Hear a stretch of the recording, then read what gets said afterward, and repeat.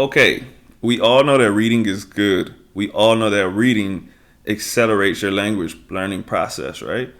But I'm going to tell you a mistake that a lot of you probably make when you're reading, and I'm going to tell you how you can fix it, make it better. Because you don't want to be reading for no reason. Reading is a skill, and it's absolutely a different skill than speaking. So there's lots of people that read, and they're not good at public speaking. They're not good at talking. You could probably ask them what they read in the book, and they'll be like, So that's the first part. Not summarizing what you read. I mean, and you can do this in your native language too, but especially in a language that you're learning. If you read something and you can't tell me what you read, you probably didn't get enough out of it. You probably need to reread it. I would say that in my native language too. I ask people about books they read and they can't tell me about it. And I'm like, what was the purpose of you reading it then? It didn't do anything for you. Nothing stuck. Like, imagine you watching a movie and I'm like, what was the movie about? And you're like, I don't know. It was a movie. Bro, what were you doing? What were you doing in the movie? Anyways, you need to be able to summarize what you read.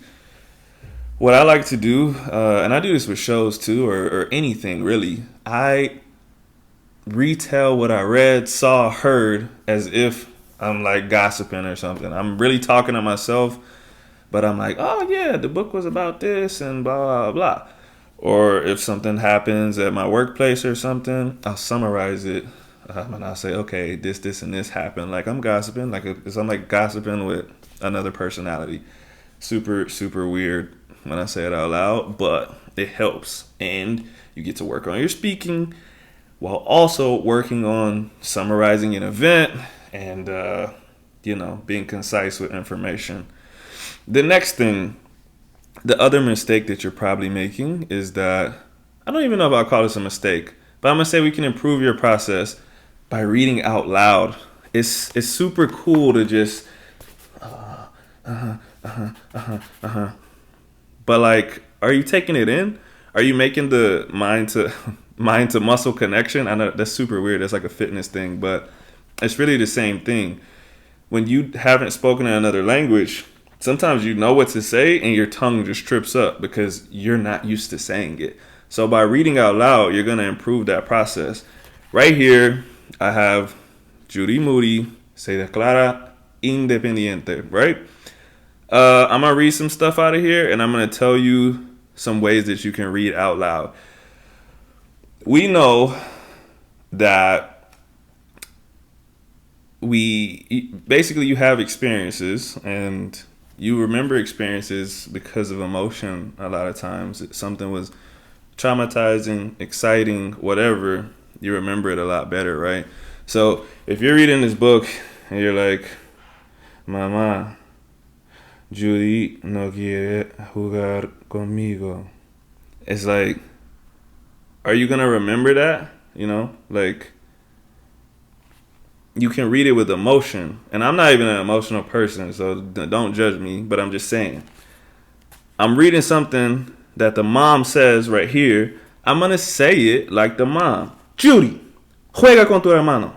Like, that's going to help you memorize it. You know what I'm saying? If you want to give a command later, that's going to pop in your head because you said it with authority. Like, you said it how it was supposed to be said. Like, imagine that you're trying to read a book to a kid and you're trying to keep them entertained or something like that.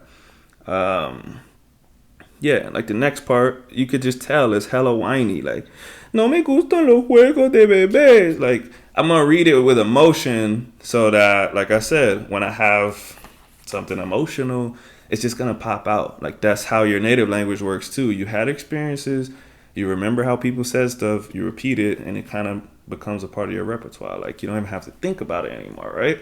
So, Judy Moody, big takeaways. Summarize the stuff that you read.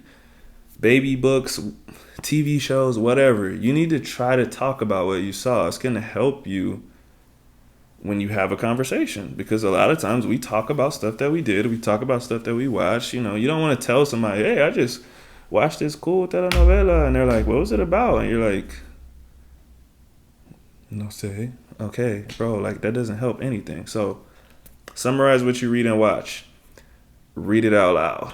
I'm telling you, you're gonna realize that you're not as good at saying the words as you think you are. And of course, like I said, when you read it in your head, it's got the perfect accent. It comes out all smooth because you're not saying it, bro.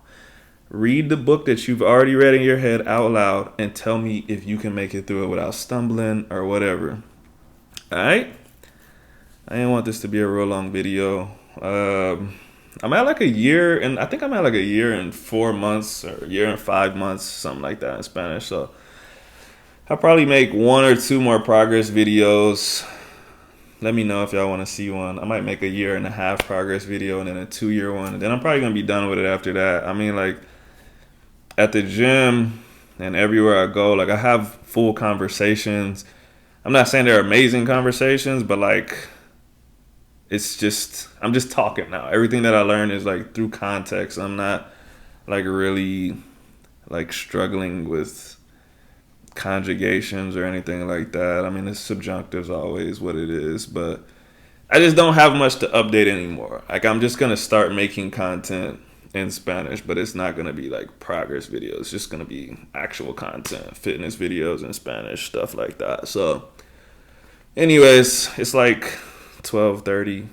I need to go to bed. Thank you for watching. Let me know if you got anything else you want to know or want to see, and I'm gonna make it for you. All right, peace.